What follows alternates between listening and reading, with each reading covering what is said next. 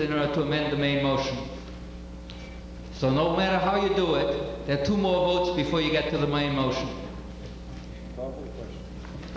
Any further discussion? Mr. O'Leary, please state your name and address, sir. Steve O'Leary, 15 Meeting Road. Just, would it be possible for the chair, should we, Finance Committee's amendment, if Mr. Pasquale does not prevail, would it be possible for the chair to divide the motion on the stabilization issue as the number?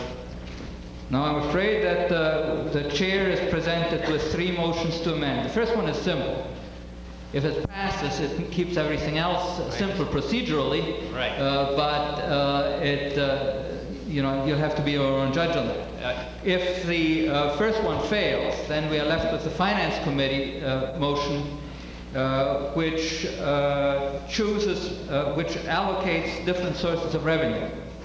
Now, if the Finance Committee motion to amend prevails, then the main motion will have been amended to contain an amount to be raised and appropriated and an amount to be transferred from the stabilization fund.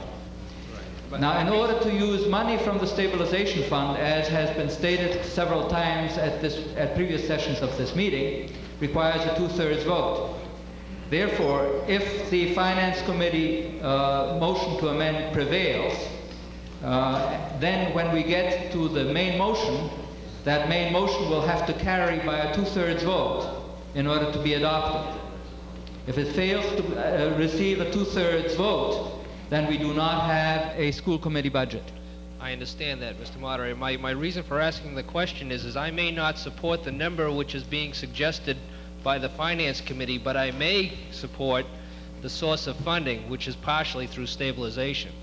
I would suggest that in that, I understand what you're saying, Mr. O'Leary, and I would suggest that if that is the way you wish to see it done, then after the Finance Committee motion has been acted upon and presumably defeated in order to bring about the scenario that you postulate, that you then make another motion to amend to change the source of funding.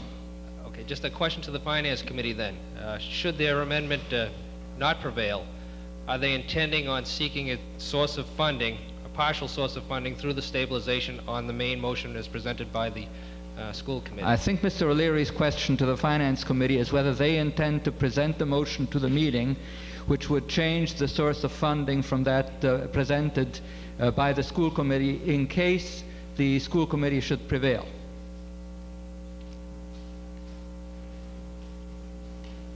I don't think the Finance Committee has really taken a position on that question. Okay. Now, the first motion that is before us is the motion to amend the amendment. The chair sees a hand out there. Lady in the rear, please state your name and address and use the microphone if you would, please. Charmin Shaw, 18 Foley Drive. Mr. Pasquale has to be commended for going through so much effort.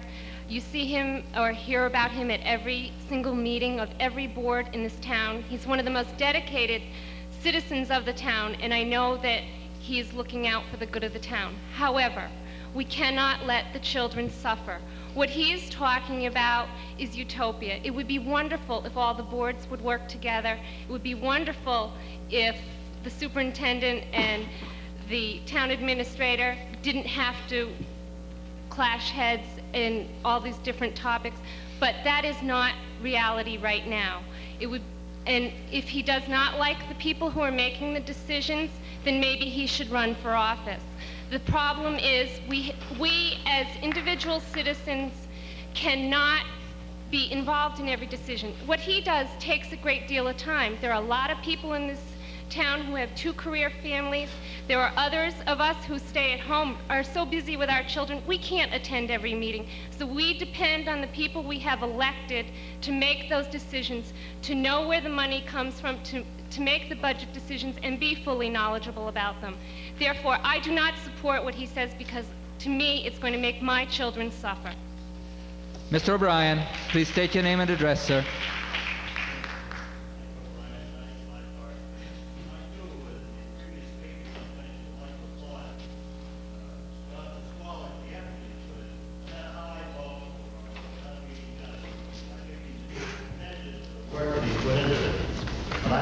question, Mr. Moderator, and that's to the Finance Committee. Would somebody comment on the presentation by Mr. Pasquale? Somebody from the Finance. Well, does the Finance Committee wish to comment on Mr. Pasquale's presentation? The chair does not see a hand rising, so we'll go on with Mr. Norton, and maybe the Finance Committee will seek recognition once they have considered the matter further. Mr. Norton. Thank you, Mr. Please state your name and address, sir. John Norton, 11 Irwin Road. Bear with me for a second. Age is catching up with me. Ladies and gentlemen, I would like to urge that the motion, or the amendment to the main motion that has been made by Mr. Pasquale be defeated. And I would like to urge this for a number of reasons. First of all, what isn't pointed out here is the fact that the main motion as presented by the school committee is a budget that would fund one of the basic principles not only in this community but in the Commonwealth of Massachusetts and the nation. And that is the basic principle, the foundation for which the framework of our society is set on. That is an educational system for the youth of this community, Commonwealth, and nation. You don't have to be a rocket scientist to figure out the type of destruction that this amendment would produce. All we have to do is look around at some of our neighboring communities. For example, the town of North Andover. It's been well publicized in the Lawrence Eagle over this entire fiscal year. They took a hit a little substantially larger than this one. But when they took that hit, they laid off 30 teachers, eliminated whole programs. Their entire extracurricular activities are funded either by private donations or user fees. We're talking an athletic budget alone of some $268,000. On a small scale, I know what it takes to do fundraisers. I cannot imagine doing a fundraiser for $268,000, and I don't think that is a way to fund a portion of a public education. I just use for an example, ladies and gentlemen, their user fees in North Andover range from $175 per, now I'm talking the sport of ice hockey. This is per student, per sport. It ranges from there all the way down to $50 for cheerleading, but in between you have $115 for football, $100 for wrestling, basketball, and gymnastics, $90 for baseball and softball, so on and so forth. If you have 2 or 3 children in the system and they're going to play sports, add the numbers up. North Reading presently has a $200 flat user fee per season per student. The town of Reading has similarly gone through the same problem over the last couple of years. However, this year, through other types of funding, they have been able to do some putbacks. And God bless him, Reading also has, in the name of Mr. Arnold Berger, somebody that opens up his checkbook probably to the tune of $100,000 a year without any exaggeration, and that can be proven through the Reading Chronicle. North Reading isn't blessed with an Arnold Berger.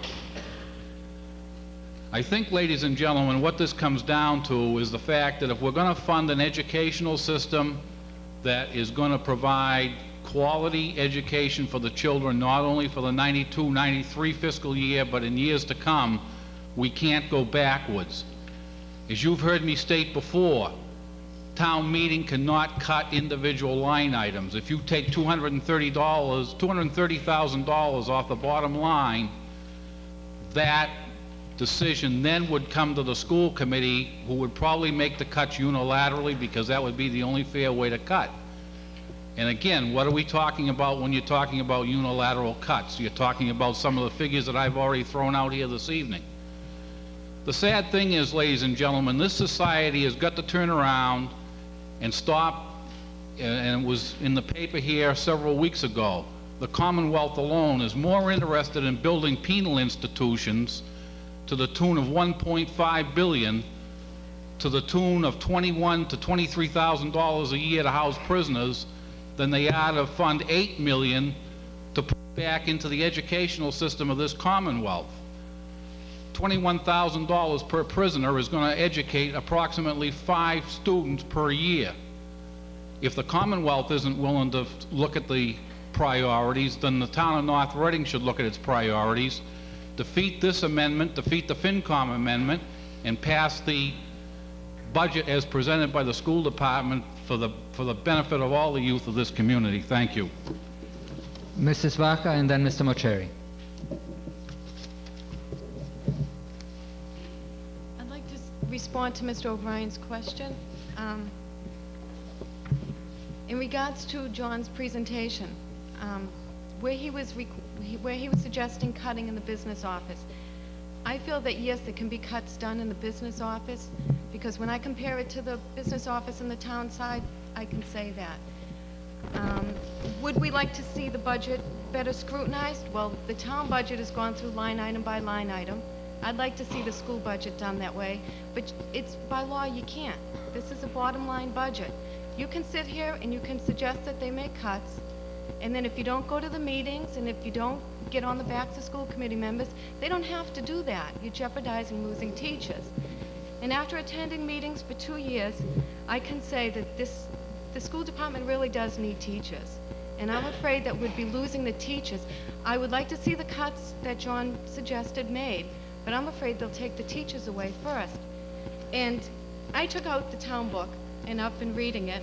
And if you look under the high school, there's a quote here that really bothered me. What we tend to do is focus on the elementary level and the number of kids in the classroom, but you've got to look at the upper levels. One thing in here says, most students may simply be meeting minimum requirements of foreign languages for college entrance. And other such things like that are in here for the upper levels. We have to be aware of this, not just on the elementary levels, but the upper grades. We've got to get involved. And if you'd like to see cuts made, you've got to get a seat on the committee, because unfortunately, they're the only ones who can say where the money is spent.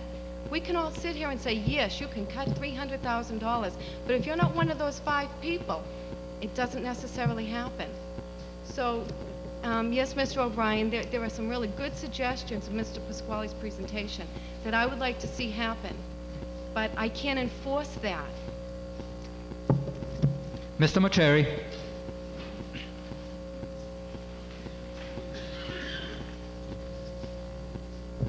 I would just like to make a couple of comments regarding funding. Clearly, whether you agree with Mr. Pasquale, you agree with the Finance Committee, or you agree with the School Committee, the act of putting the budget together and balancing it requires that we use some of our reserve funds to do this. Maybe not in the case of Mr. Pasquale's proposal. What is important to know is that take note of is that the Finance Committee and the School Committee positions are about the same. The Finance Committee is supporting the new teachers, as you can see from the numbers in the budget. What they're not supporting is an amount of money to be held for negotiations, salary negotiations. Now, with respect to where the money comes from, whether it's a transfer from stabilization or whether it's raise and appropriate, if you support the school position and it's a raise and appropriate, then this budget will not be balanced until town meeting takes additional further action. One meeting ago, we took a step to permit that action to take place by postponing the vote on the debt service. I'm sorry, not the debt service, pensions and benefits. So we have one more opportunity after we vote on the school budget at the end of the omnibus article to find out how deficient we are in terms of the cash raise and appropriate money that is allowable under Proposition 2.5, and we could then vote the entire amount from stabilization to balance the budget if that's what town meeting wishes. So I would urge the town consider one of the 2 positions of the Finance Committee or the School Committee with respect to the school budget, and keep in mind there is still a way of balancing this budget a little later on as we get to the end of the omnibus article. Thank you. Ms. Bodell, are you waiting to be recognized? Please state your name and address. My name is Debbie Bodell, 4 Sandsburg Lane.